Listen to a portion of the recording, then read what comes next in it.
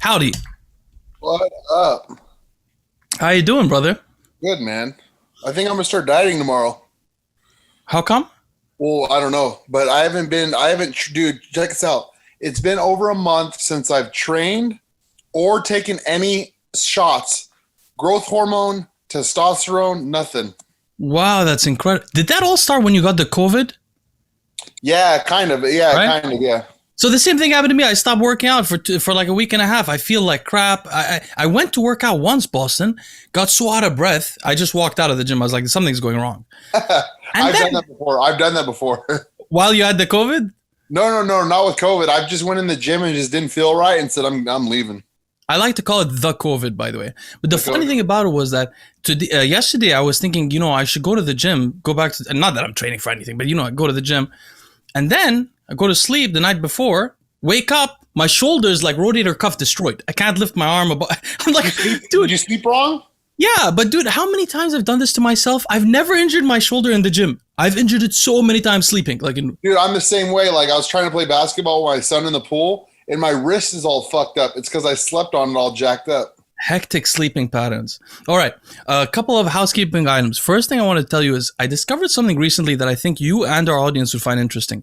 Did you know that male lions, the blonder they are, the less testosterone levels they have? No, I had no idea. I thought about that, Boston. I was sitting and How about thinking, how about the white lions? no, I don't know. Those are different. They're albinos. But this is interesting because have you ever noticed that, like, sometimes you'll get the reason I'm talking about all this because my wife not wants, but she's hoping that our daughter's going to be blonde. So I was thinking about, like, if our daughter's blonde, the boys are often less likely to be blonde. You ever notice that? Like, a sister will be blonde, but the brother will be a bit dark blonde. Is your wife even blonde? She's dark blonde, but she says she's Okay. blonde. She's convinced she's blonde, but she's dark blonde. But she doesn't believe me. But so what I noticed is that like brothers will be dark blonde or brown haired, and sisters will be blonde. I've noticed this since I was a kid. I always wondered if it related to testosterone levels. Couldn't find a study on humans, but I wonder what the guests think down below. Comment down below if you've ever noticed that blonde men are less androgenic usually and rarer. Anyway, that's one thing. The second thing I wanted to mention was I just want to tell the audience I may be a little bit unresponsive the next 2 weeks. As Boston knows, any day now we might get the delivery. I'm very nervous, very excited, very nervous, extremely nervous. Today I woke up at 6:30 a.m. I just started working. I've been working since then till now, Boston. Like, because Really? I'm nervous because I don't know I don't know what happens when you get a baby. Like, can you not work? Can you not call people? Is it too much hecticness going on? I don't know. It's gonna be fine. Are you guys going in? Are you guys waiting till she breaks water, or are you guys gonna get her induced? No, we're hoping that it happens naturally. But Good. she's close. She's 1 week away. That was the biggest mistake me and Ariella made. Is we let the doctors talk her into going in and taking the oxytocin or whatever, the Pitocin, Yeah, and then dude, the C-section rate when they do that is like through the roof. I know. They love to do C-sections in America. Apparently, in Europe, they're not so into it. Yeah, because they wait for the baby to come. I know. So that's one thing. I want to let you guys know there's some cool videos coming out. I made a video on how to how to research for layman. Is fish oil really bad for you? A lot of people are asking. There's a lot of news articles saying fish oil is bad for you. I went into the details. I'm make a video for you guys in the coming days. A biohacker's guide to getting over a breakup. Remember, Boston, we were talking about my That's buddy's perfect. That's a breakup. good one. I know. I was thinking. So I was thinking of that, and I then have some good. One time we have to do touch on that because I got some good information on that one. that's maybe we should do it when Ariella and Lucy there. Yeah, it'll be fun. Yeah, we could do that. Yeah, we could do that. So also another one's on homocysteine, the silent killer, and tools to help you quit cannabis. Many people don't know that I used to use cannabis for many years. People have been asking about quitting it, and I don't even think they realize how much I used to use it. It was horrible. So one other thing, Boston, you ever thought of homeschooling Jackson? Yeah, that's what Ariella wants to do it 100%. I'm still iffy about it, but she's like all about it. She's like, in her head, we're like homeschooling him. Me too. I'm Ariella on this side. Yeah. Yeah. It's you have so much opportunity to like devote yourself to the child as long as you get them in like athletics and stuff. That's what I'm saying. So I told her, if you're going to homeschool him, we're going to need to put him in recreational sports because they have to have some sort of social interaction. Hardcore. And they need a sibling, probably. Yeah, so we're trying for number two. We've been trying, yeah. That's great. Okay, so I wanted to ask you about that, and then, hey, so why don't you tell the audience why we don't have a third guest? I'm just All curious, right. Boston. You explain it to me, because I So- don't understand it. Phil Viz was all about coming on the show, contacting me about wanting to come on here and expose coaches. I have the text messages. And then I said, yeah, I said, you're entertaining. I said, let's do it. People were looking forward to it. Leo made a post. It got tons of comments of people wanting us to bring questions. And who knows what happened? Maybe Phil read some of the questions, comments. Bro, I was about to call you today about. Okay, continue. So I don't know if he read the comments or whatever, but it must have psyched him out because I got a text from him. I want to say 3 days ago. He's like, "Hey man, I can't do the podcast. We'll have to do it for after USA." But dude, after he flaked like that, it's not even worth. He'll probably flake on us again. It's not even worth having him on. And he said he was like, Leo just called me a bitch. I'm not going to do it anymore. Well, look, let me tell you guys, because the guys listening to this are going to think, oh, Boston doesn't like Phil, so he's making some stuff up. No, listen, guys. To my understanding, Phil contacted. Okay, so I'm not going to go all the way back into this guy's relationship, but there's a reason I personally, I never disliked him, but I was a little bit suspicious of it. Actually, I'll say one of them. I'm friends with Boston. The hell are you doing messaging me, telling me not to be friends with Boston, and that Boston, like the guy sent me messages trying to get me to backstab, leave Boston. Yeah. And I was like, dude, I don't even know you, you bitch. This is my friend. What are you doing messaging me about this? So I was really rough on him that first time. He stayed away for a couple of weeks. Then he came back right later. Remember that thing he came to bring to me? That secret story about the coach that he doesn't like? He thinks that I'm a tool, a pawn. He's going to go give me the story so I can go destroy somebody's life. Dude, we're not about destroying people's lives here. We only talk about stuff when it's interesting or relevant, not people's private lives. We're not trying to harm families. He came to do that to me. And then it's funny because he knows I really strongly dislike that coach.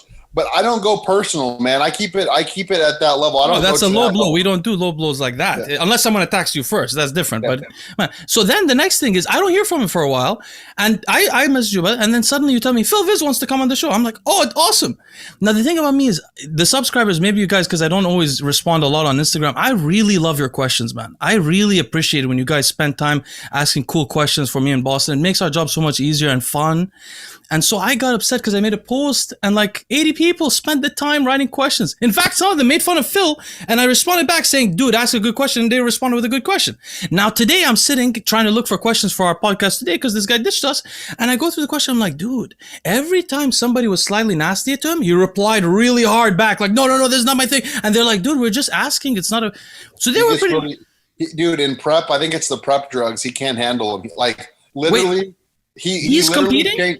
Yeah, dude, he's doing a show in 2 weeks. That's why he said he can't do the podcast because. I thought he's training a guy for a show. No, I don't know. He's literally competing in 2 weeks, and he doesn't want all the drama. And I'm like, dude, we're gonna. And he said that he was gonna start drama, and he was gonna talk shit about coaches on here. And he said by him doing that, it would have caused drama on his end. But honestly, man, he freaks out close to the show. I don't know. Boston, my thing was just simple. I told him when he messaged me that morning, he's like, I can't do a show. I'm like, dude, I just posted this yesterday. My subscribers, everybody spent time. I'm like, he's like, I have a you don't think my show is more important than your show? And I'm like, no, it is, but I schedule, you fucked up and you messed up my schedule. And you're not my buddy to come mess up my schedule and then tell me like it's all right. This is how I think about it. So it would be an hour out of his time that he already committed to. It's not going to, if anyone with a good mental space would be able to do it, but you know him, dude, he's erratic. Yeah, that's anyway, but I wanted to, if Phil ever hears this, bro, we don't bring people on the show and like attack them on the show. We're never going to try to make you look bad on the show. That's not the point of the show. That's why he said, hey, Boston wanted to do with me in person in Florida because he thought he'll be able to make you be nicer to him on the thing. He thought probably you're going to attack him or something. He's insane if he thinks I would ever meet with him to do a podcast. Anyway, so he's competing? He's a bodybuilder? Phil Viz, yeah, he's been trying to go pro for years. Oh, I didn't know that. Does he do well? Not lately. That's why I call him Spill Viz. He spills at every show. By the way, they think Nick made up that name. You saw that? No, yeah, I've been calling him that for years. I actually gave him his own award. It's called the Spill Viz Award. Wait, I'm going to show you something. So the next thing I want to talk to you about, boss, I need you to explain. Actually, here it is. I need you to explain something to me, bro. Wesley Vissers just competed in last week. I don't know what the competition is, and I don't have the pictures of the competition. But I want to understand, like, how is a guy like this, bro, not the classic physique guy? I mean, I know not the champion, but like, why doesn't he have some like title or something? He looks very. Some of his shots, he's a little blocky. Yeah, on the waist, right? If you wear, he looks great on Instagram, but if you pull up his stage photos, man, he's a little blocky. I actually tried to Boston. I got so confused between NPC and IFBB and looking for the different things. But anyway, I just wanted to give a shout out This guy looks 5,000 times better on Instagram. Have you seen him in person? No, but I'm just saying from the contest photos, it's all angles. You know how it is. Yeah, but he's got amazing shape, bro. You have to admit his pec goes to half his stomach. I'm telling you, dude, go look at his contest photos when you have a chance. You wouldn't be that great. You wouldn't be that impressed with his shape. It's all angles and shit on Instagram. He's a very cute child. I guess he's a new. Hey, this guy's following me. Hey, Wesley, I didn't know. Thank you. The other thing I want to ask you, Boston. Okay, so I found this website Buys and Tries posts pictures of people since I can't find competition photos. And anyway, these guys all posted their Instagram pictures because the Chicago Pro is coming up. So I just wanted to ask you, what do you see happening there? Yeah, that's a good show, man. I really like that Shaban guy. I think he's gotten robbed at 2 shows this year already. I think he should have beat Akeem. I was looking at those pictures closely. I think he should have beat Akeem, and I think he should have beat Patrick Moore. So I think he's already got robbed twice. Hassan can't seem to nail his condition. Hunter's a threat. Wait, let's stay on that Shaban guy because you're right. I also thought so, and I don't know anything about bodybuilding, but that guy has an incredible. You can see him as being a top guy in the future someday, huh? 100%, yeah. Because dude, he's only been competing for like a few years. 4 years, yeah, and he lives in California, by the way. Yeah, I saw that he was training at what's his name, the powerhouse out there, Dave Fisher's powerhouse. No way. Okay, and then you're saying Torrance, California. Oh, I hate Torrance. God damn, that's a hellhole. I would never go there.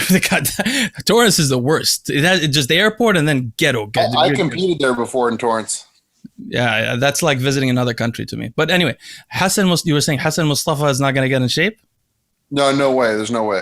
So why do they keep making him compete? They're just trying to get points so that he can get him to go to the Olympia. Yeah, which honestly, he unless he fixes his conditioning, it's not going to happen, man. I mean, he's way off. It's not like he's just a little off. He's way off. But what's the point of him going to the Olympia? Because the Olympia is pretty close. Like he only has 3. What's he gonna do in those 3 months if he can't get? Well, no, they pushed the Olympia back. Oh, you're right. Yeah, so they pushed the Olympia back to October. Yeah, I don't know, man. If I was him, I would have shut it down a long time ago. But you know who's going to be interesting is this Brett Wilkin guy that's been working with Matt Jansen. He looks crazy impressive and he's crazy strong on Instagram. I just want to see how he looks in person, like next to other pros. Yeah, this guy. What's a good shot? Go up. This one? Yeah, go to the video. Yeah, this is a video, right? Yeah, I don't know how to use Instagram, by the way. It's ridiculous. Yeah. Oh wow! Holy sh! He should do well. Incredible. Is he tall? Is he short or tall? I think he's probably like 5'9", 5'10". Yeah, incredible. Is he Matt Jansen's guy? You said? Yeah, he's Matt Jansen. He's been with Matt for a while. Oh, is that the guy I sent you that grew so much in 2 years? Yes, I think it is. Yep. Oh yeah, I saw the transformation. Yeah, it's literally like 2 years he blew up. By the way, I noticed something else recently. I was looking at Hunter Labrada's muscle. I never noticed it before, but he has the same muscle shape as his dad. His dad had amazing arms. Yeah, they have a lot of similarities. Yeah. Anyone else to note on this thing? Who's this guy with the side chest? Is that Max Charles? I think it is Max Charles, yeah. Okay, yeah, he could be good too if he comes in. I mean, he's always in shredded, but this guy down here at the far right, he used to work with Dominic Cardone, and he dropped Dominic Cardone, and he's working with Chad Nichols, and I guess Dennis James has been putting him through some workouts, so we'll see if he's improved or not. Yeah, I saw his he has crazy arms, right? Mackie, yep. He's never been in shape, so we'll see if he's in shape. Should be interesting. What's the one after honestly, that? Leo, if Rolly's in shape, it's over. I know, but I'm just Rolly's such an interesting character, you know. If not only is it over, but it's like legendary when he's in shape. Yeah. Like remember the Australia Arnold? Yep. That was like one of my favorite physiques I ever saw. It's very rare though, huh, that he hits it. No, it's like once. Yeah, I think does it really have something to do with being that big? Yeah, it's hard to probably nail it, like the fullness, you know. Yeah. So listen, we're going to go to a couple of short critique my cycles, okay? If you're willing. Now, first one is, this guy says, does 500 milligrams of test and 300 milligrams of EQ forever sound like a bad cycle? I thought that one was, that's a really powerlifting approach. Like I've done a cycle 30 years. What do you think? You know what's funny about this? what's funny about this? Because Is Bo, our good friend Bo that we have on here. He told me before when we started working together that he runs like, I think it was like 2.5 grams of test and like 1.5 grams of EQ all year. And he never comes off that. But normally I would say this is an awful idea, right? I mean, I think it's a terrible idea. Yeah. So the one thing I'd comment, like from my thinking process, is that if you're running that much, you'll just be a hyper-androgenic guy, but not to the point where you're carrying so much water, whatever, you're going to have a heart attack real quick, hopefully. Instead, you're the guy that's going to you're going to go bald faster, you're going to get prostate issues, you're going to get kidney issues, your heart is going to probably damage faster. Think about it this way. What do women get damaged less? They die of heart disease less, they don't get kidney failure, they don't go bald. So those are the main effects, I would think, personally. The second one, Bostin, is an interesting guy, and he always makes amazing comments, David Lamam. And thank you so much, David. So he says, thoughts on a first cycle. His goal is to see how much muscle building potential he has and clear possible side effects. His side effects he's curious about are acne and gyno. So he already has a little bit of gyno, and he has been having acne, severe acne, I guess, since he was 10. He says he's currently running a raloxifene protocol from Derek, I assume from one of Derek's videos, and tretinoin on his face. In conclusion, this is what he said. He said, he wants to know his response to elevated test and estrogen levels. He wants to know how quickly does he aromatize and so on. And he wants to atrophy these glands that produce lipids and cholesterol. They're basically the glands that cause the pimples in our face. To when he touches the test, he doesn't look like moon craters. So he's thinking that long term, this tretinoin in his face can actually protect him from getting pimples. And he wants to slowly add some testosterone and see if he gets the pimples, and also slowly see how much he aromatizes. He wants to use 1 milligram finasteride, which he's already using. He wants to use 300 units of HCG every other day for weeks 1 through 8. He's already decided. He wants 500 of HCG for weeks 9 through 16. He's using Accutane, not tretinoin. 10 milligrams every other day, 6 months, raloxifene, and he mentioned some gene testing stuff. Although, brother, I mentioned that I don't spend that much time on the acne-related stuff yet, but maybe in the future. I don't know what else but on the estrogen, I'm very interested in that, and gynecomastia-related stuff. Anyway, so he says he wants to have Novadex and Arimidex if it gets worse. Now, I know, Bostin, you have no idea why this cycle is. I have a feeling like you're going to be like, what the fuck is this? No, the only thing I have to say is I've never seen Accutane run at that low of a milligram. Yeah, it's a very low, right? So that's actually, first time I ever heard of that, Bostin, was a guy called Vigorous Steve, who's been on our show. A few years ago when he was with Tony Huge, he mentioned that he used to use low-dose Accutane every other day. See, Steve suffers from pimples. Derek suffers from hair loss. So, when you suffer something yourself, you start to come up with methods about it. The problem is if you use the high-dose Accutane, it's really liver toxic, but it does solve your acne forever. Whereas you don't have to run it that long. Yeah, you don't have to run it. Whereas this one, you get to keep running it. It doesn't really solve it. But the only thing I wanted to comment on to the guy is, listen, if you've never been on HCG before, think about it this way. I know that's a microdose to me, but maybe to you it isn't. All you got to do is not plan your cycle so far ahead. You try a dose like, I'm not a doctor, not doctor advice, but something like 300 units, like you said, every other day. Then you wait 2 weeks and get a blood test. Go see what your testosterone and your estrogen is. And that way you can modulate it. If you want your estrogen to not cause gynecomastia, but not cause sexual dysfunction, you might want to keep it between 15 and say 25 maximum. Whether or not you're using the Novadex and raloxifene, probably, because you aromatize much more when you use HCG. It's different than test, brother. So for David, if you ever inject test later, you're going to aromatize at a different rate. And then 10 days in, you can check your blood test, say, hey, my testosterone is actually lower than it used to be. So I got to raise the dose. Then you know what dose of HCG matches your test. Then you can go above it. You know what I mean? What do you think, Bostin? Yeah, this cycle is just, it's just something I've never seen before. It's just it's so foreign. ridiculous to me. It's foreign. So we haven't done some of these in a while. Bostin, I thought that it's, people say the reason I don't do them honestly is because I realized that not only does Doucette do this, Fuad does this, but they all do something similar. Now, the thing is, my goal was always on doing this was to try to protect people from sort of what I did to myself. When I was 15, bro, I'm not like you, boss. You have good genetics. I could not be a competitive top-level athlete without killing myself, probably. But I didn't know that. So I experiment with so many things, but now looking back, I could have told there were some signs. So my hope was that we could protect people from, potentially having to experiment as much as we did, So he says he's been going to the gym since he's 15, into bodybuilding since 17, first cycle almost 19. Far 18? What does that mean? Oh. Yeah, sure. Okay, so look at this guy. He's interesting. Oh yeah, really good shape. I think is that cupping? He's probably cupping, I think. It's an Islamic practice. What do you think of that transformation for a few years? He's 19. Yeah, very impressive. I mean, this guy has a lot of structure. So this kid with if you look at it, his small ass waist, if he added 15 pounds of muscle with more, obviously, this is probably off season photos, but then he come down. He definitely, when somebody says genetics, rate my genetics, I like to look at structure. And to me, he has a great structure. Is that because, Bostin, you think that everybody can build the same amount of muscle eventually if they work long enough? It just might not look as good? I think that some people will actually put on muscle slower and faster than others. But I think as long as you have that structure and the muscle bellies, and you could add muscle to that over a period of time, 100%. I got you. But it doesn't mean necessarily that they may have like it should be a profession instead of a career sometimes, right? Yeah, no, some people have good structure and they can't put on muscle at all.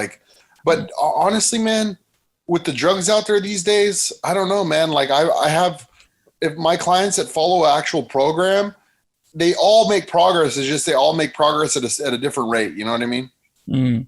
So this guy said he's 21 years old, just turned 21, been training since 15 also. Was natural until January this year. He did one prep. It's 5'11". He goes through the pictures. You can see them over time. The cycles, he did a very 350 test, 200 EQ, 25 Proviron just pre-contest. And he raised it with a Tran Winstrol Proviron. And so he wants our feedback. This guy was really impressive. All right, this early pictures.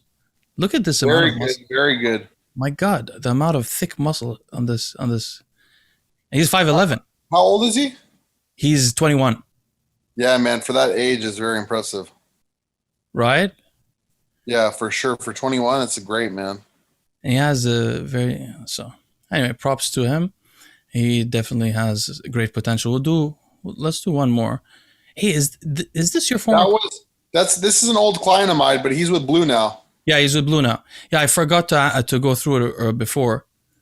He's 5'6". I didn't realize that. He looked tall. Okay, so how long has he been training? I'm not sure, man. He worked with me a couple years ago, but I don't know if he wasn't 100% on the program or what, but he had a very stubborn body type. And I know that he tried to do a contest with Blue, and he had to pull out because I don't think he was ready. Very stubborn body type. Well, he got bigger there, huh? Yeah, so he could put on muscle for sure, but he has a real hard time getting lean. Bostin, do you think that's one of the most important parts of being a bodybuilder is getting lean easy? Not easy, but being able to get lean. Some people, you got to kill yourself. I don't know how you were, but yeah, I couldn't. Glutes and shit. Some people have to literally go hours of cardio and shit. No, Bostin, if I just eat like a normal person, I become 250 pounds fat. At 5'10". Not even tall. So if you ate 3 junk meals a day, you would get fat? Yeah, immediately get anything. I look at food, I get fat. Literally. Wow. But I also gain a bit of muscle. Fat photos? Yeah, I have funny fat photos. I'll send you some later. I had a belly as big as my wife's right now. She's in the last week. Yeah, not that big, but it was pretty intense. Hey, look, we'll do some questions. Keep this short, but we had some questions from last time we didn't go through. Aaron Burke, who, by the way, Aaron Burke recently joined Gorilla Mind. He's a new sponsored athlete of Derek. For those of you who don't know him, search Aaron Burke, Burke on Instagram. Follow him. He's a very nice gentleman. He wanted to ask you, Bostin, do you have any go-to backstage pump-up routines and supplements you take before getting on stage? I've never heard about that kind of stuff in detail. So, dude, a lot of people take Viagra and Cialis before they go out there, because they think it's going to help with their pump. A lot of people do alcohol, like wine and stuff. But I always tell my clients, let everyone else do that crazy pump-up shit, all that stuff. Ask the expediter about 5 to 10 minutes before. When about 10 minutes out, you can get the bands, do some stuff for your shoulders, maybe do a little bit of bicep stuff, maybe you bend over, do a little bit of kickbacks. If you have somebody backstage with you, bring a towel, do some towel pulls. My dad used to do that. He used to going backstage and do towel pulls with me. And then the main thing is push-ups and posing. And like I said, don't wear yourself out because they're going to go out. You're going to go out stage and you'll gas out and you'll flatten out.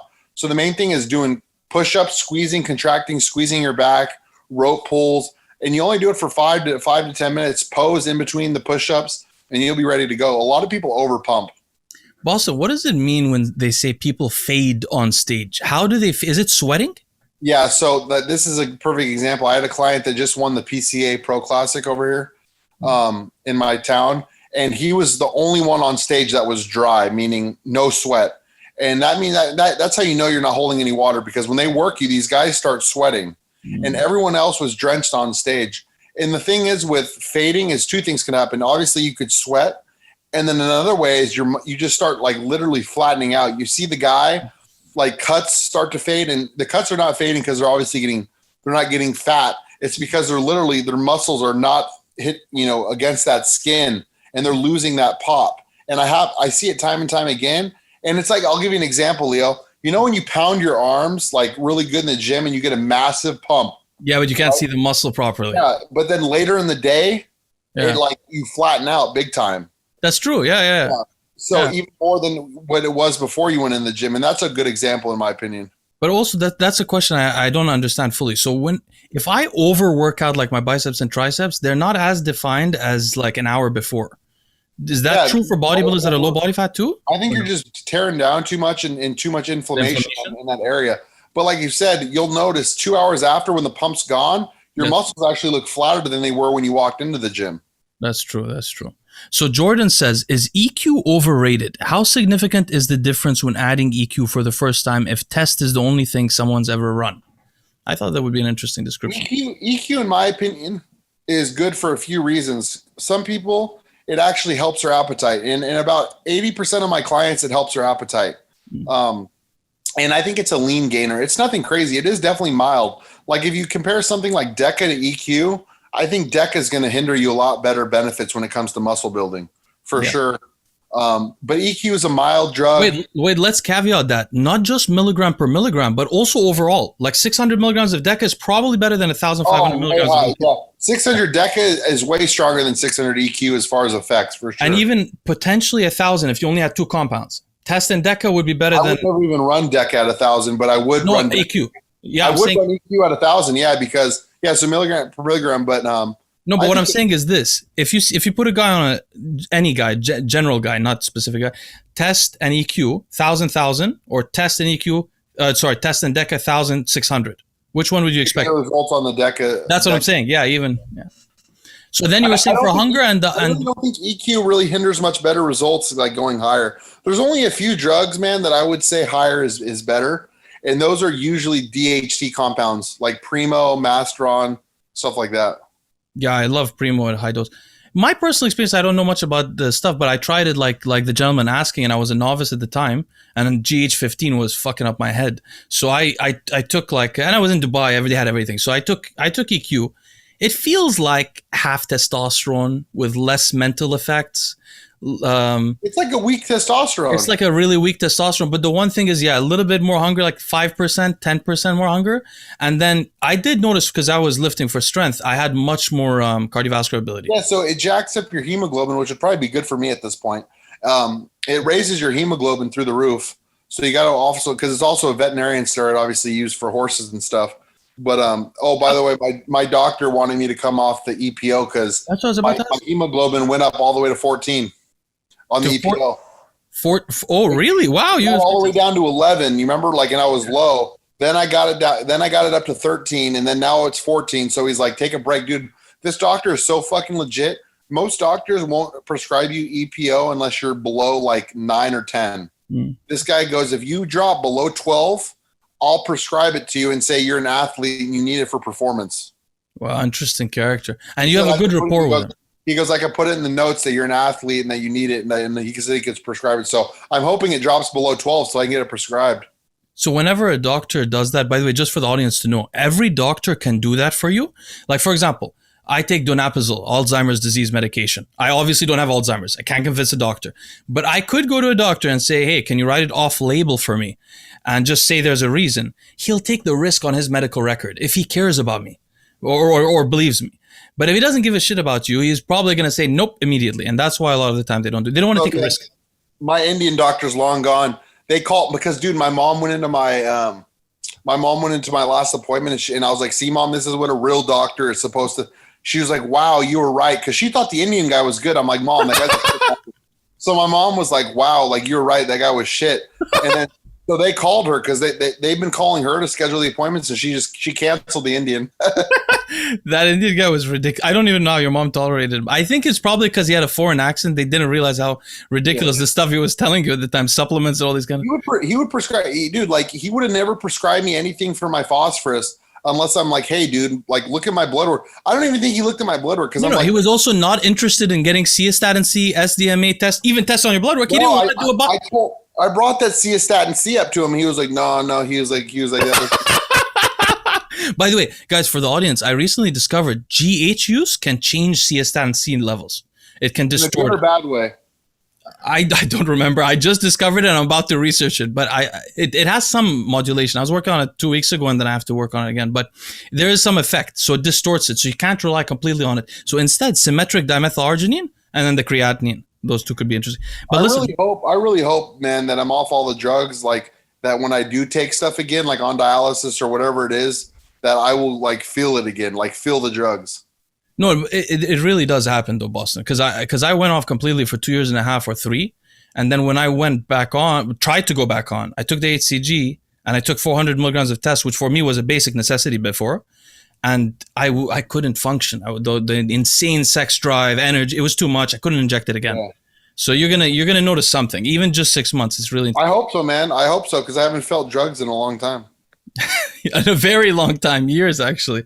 So wait, one other thing he asked, which was really cool. He said, can you guys discuss your experiences with structural face changes, the jaw, so on, from gear, specifically the androgenic masculine look you get from certain compounds, and discuss a perfect stack to create the most androgenic face with or without trend?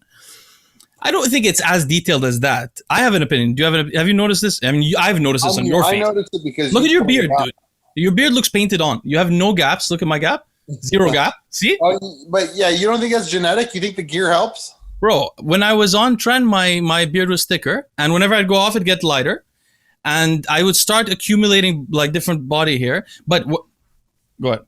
No, I wasn't going to say what I was going to say is the growth hormone, though, it doesn't give you that look. It actually it starts splitting. Your head gets wider. And your face starts to get weird. Like, I don't want to mention people, but you can see people with weird face. Actually, to be honest, Bostin, you have a slight amount of acromegaly in your face. Really? Yeah, you do. A slight amount. I noticed it. I think your eyes started spreading apart slightly or something like that. Dude, it's so funny. So one of my buddies said that I have narrow eyes. And I'm like, what does that mean? He said my eyes are closer together than or closer together and your face widened. Something like that. But I noticed, because I've followed you for so many years, I noticed a small, I didn't know what it was exactly, but you have a little bit. But some people have a lot. You can see some people with bumps and stuff. That's not androgenic. The one time I noticed it was when I was low on estrogen, had trenbolone and Mastron. My face started to get really chiseled. My face can't get chiseled. Walker has any growth hormone attributes or no? Walker? Yeah. I haven't noticed any yet, but another guy on the podcast does. You said something about his abdominum. Oh yeah, his abs are splitting. Yeah, they're about to. Yeah, that's from growth hormone. I mean, not always, but a lot of people use growth hormone and get that. But yeah, he's splitting there, but his face, I think, is too. But there's another guy on the podcast that has a bump. But I think I know what you're talking about. But so, what I noticed is when I used Tren and I was low body fat, low water retention. That thing that GH15 used to say about how your face changes a little bit, it was true. It was true, but it's not worth it. Don't you think when you come off of that shit, because I've seen so many people with fucking steroid and growth hormone heads, when they come off for years, it goes. I've seen it completely retract. Have you seen Dave's head recently?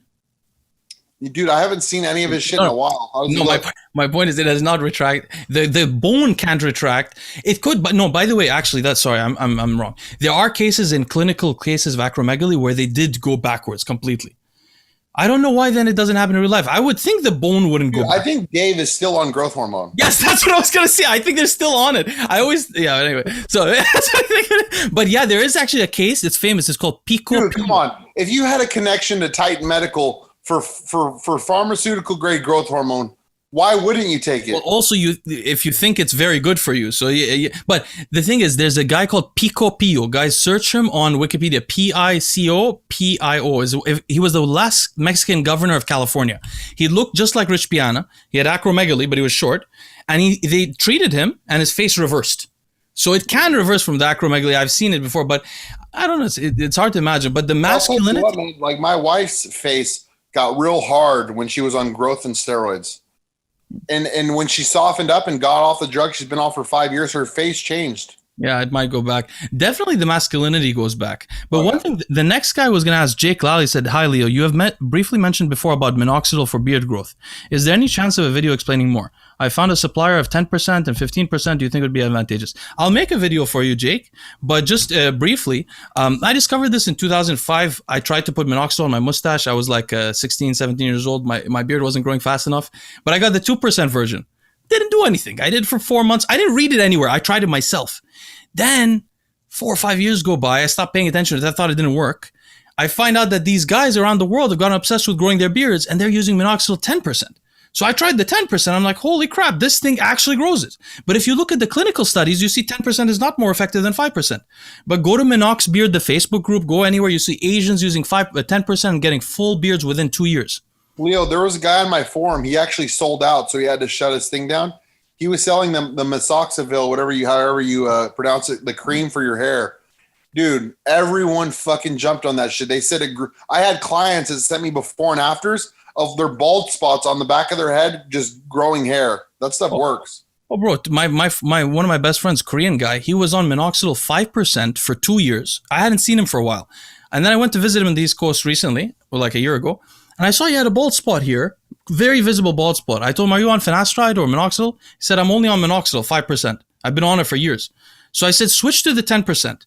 Came back, saw him 6 months later, the bald spot filled up. So it does it seems to be something. I have the 15% in my, I have never used it, but the guy on my forum sent it. But people on my forum, they were putting it on their hair. Like it wasn't a shampoo. It's like a cream and you leave it in. Oil. And dude, they were loving it. Not oil, liquid. I don't know. But yeah, we should get, it would be great if they got another source. There's a minoxidilmax.com.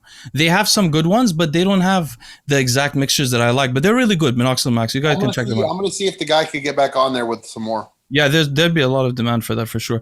So David Campbell asked a funny question. So I have a very strong opinion on this question, oddly. David Campbell said, I'm so glad he asked this question. I've wanted to talk about this my whole life. So he said, after you, it's a little bit gross, but listen, after you pee while sitting down, it doesn't really matter if you sit down, by the way. With the additional pee that comes out when you stand up, do you let it overflow and soak to your underwear? Or do you do your best to shake it off into the toilet while awkwardly half squatting? He said, I personally stand up and let it soak into my underwear. Do you experience this too? And why do guys not talk about this more often? Well, I don't piss sitting down. That's kind of gay. No, pissing sitting down is a separate story. But whenever you piss, okay, I don't know if this happens. So this has been bothering me since I was like 16, 17 years old. In the Middle East, where I grew up, we don't use toilet paper and stuff like that. Whenever we go to the bathroom, we wash ourselves with water. It's part of the religion of Islam, whatever. You have to clean yourself very intensely. So what I noticed, though, was that when I came to the West, people just use urinals and walk out.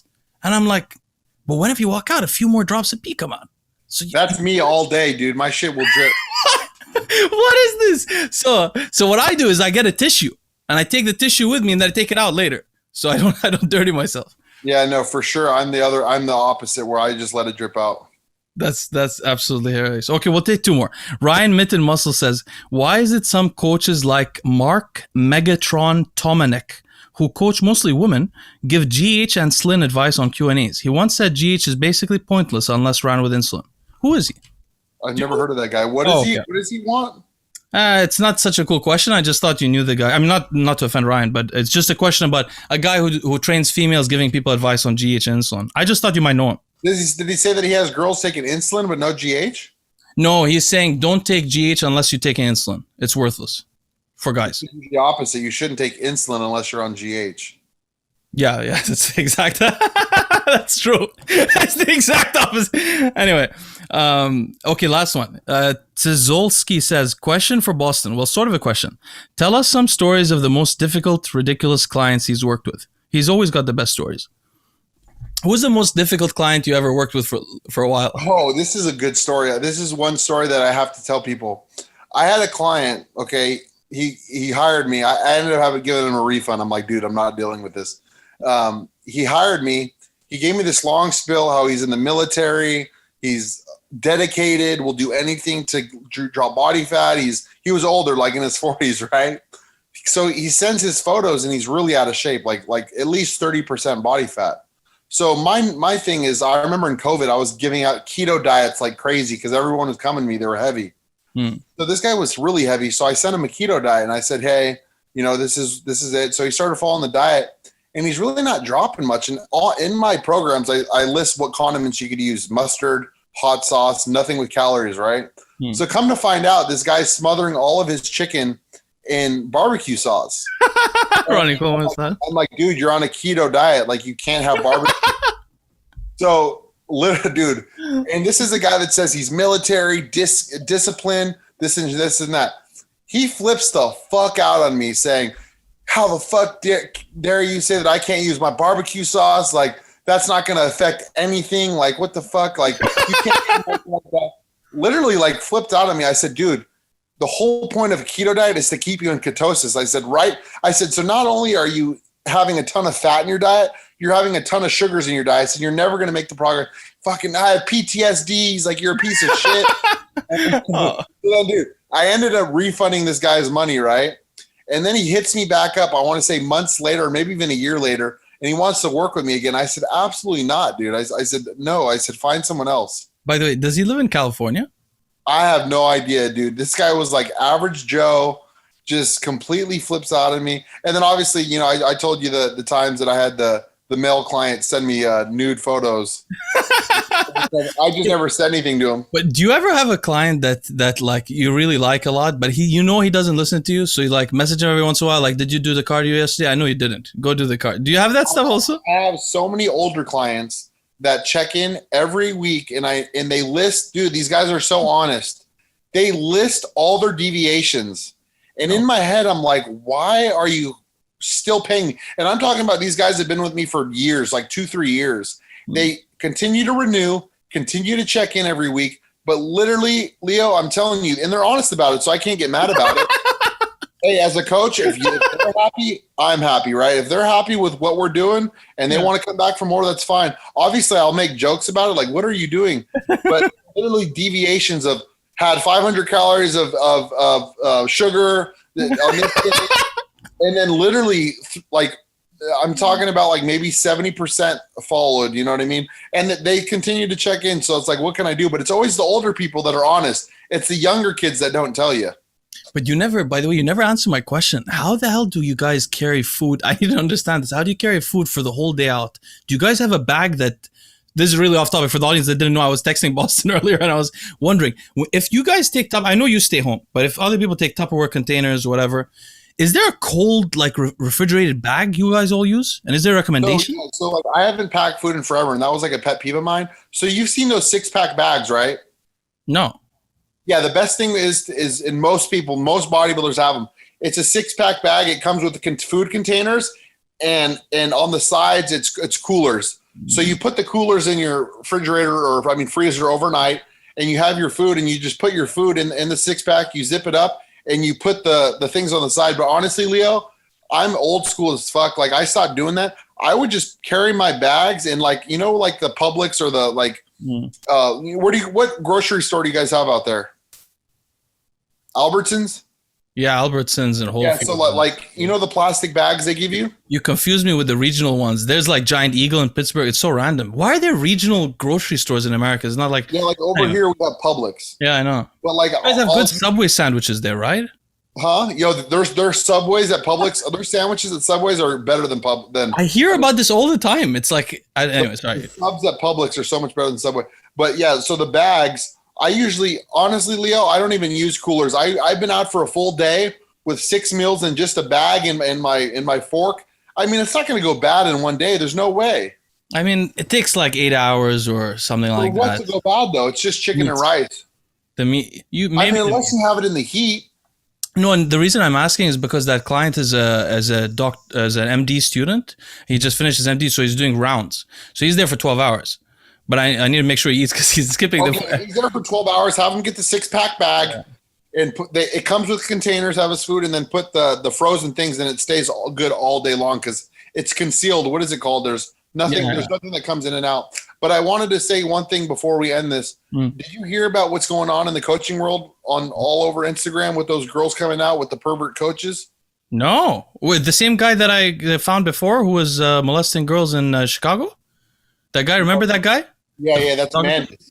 Mandis, yeah.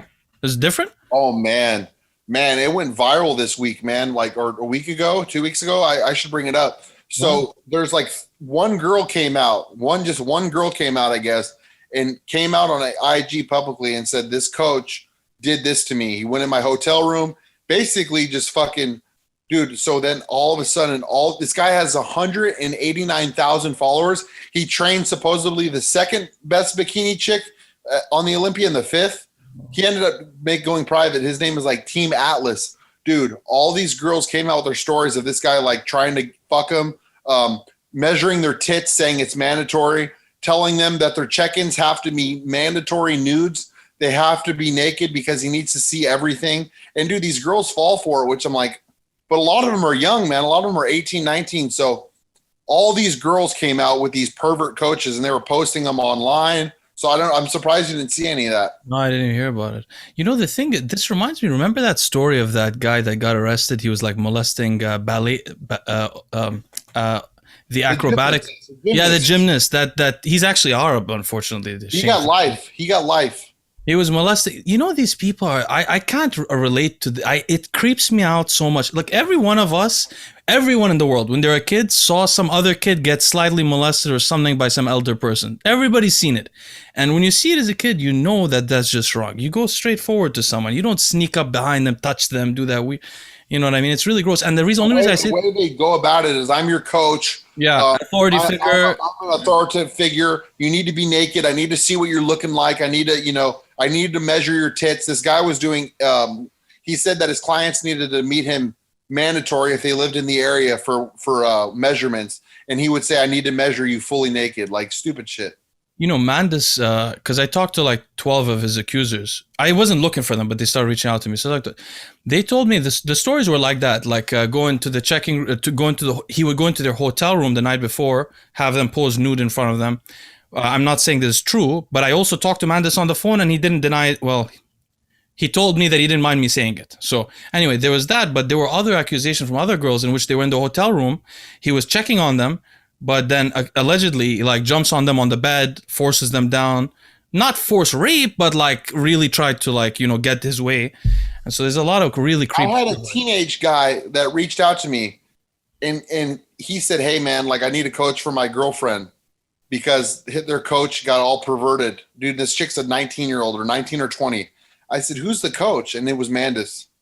No way. This was like literally 4 years ago. This guy was going to hire me. He was like, I need a new coach for my girlfriend, this and that. And I go, what happened? And he told me that Mandis started fucking hitting on her and shit. No, dude, when I talked to that guy for an hour on the phone. He called me because he was really worried. And I'm a straightforward guy. I really gave him the benefit of the doubt because I really believe that a lot of people can make up stuff about somebody. And he's a good talker.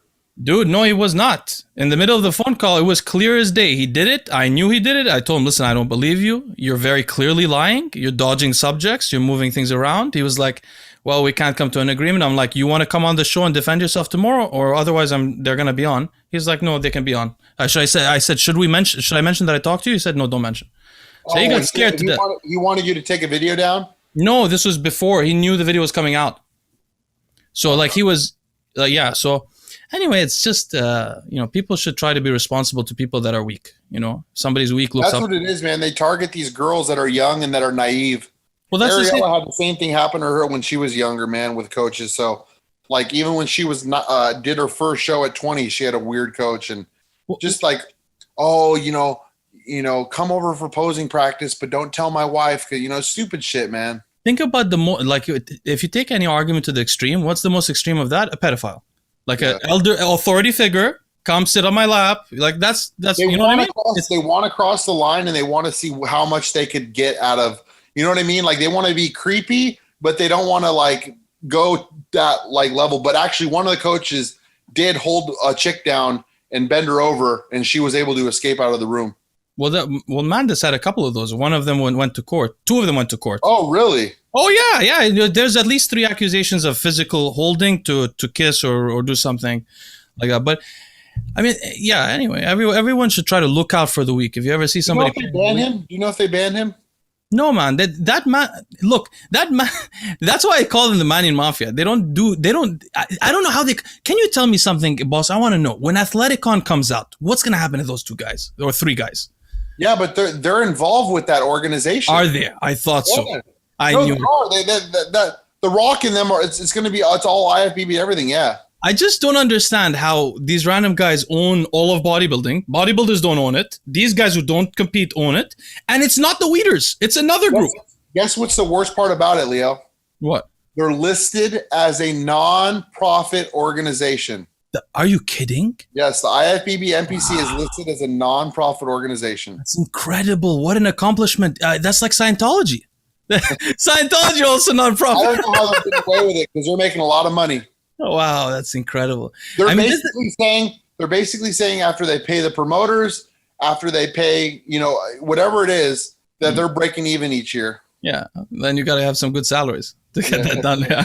Anyway, brother, I'll let you be. Hey, guys, sorry it wasn't so eventful this week. We just wanted to keep you guys company. But next week will be very eventful. Yeah, next week, Blue is on with the coach list. And we should try to find out something else to do soon after, okay? Yep, sounds good, man. All right, brother, talk soon.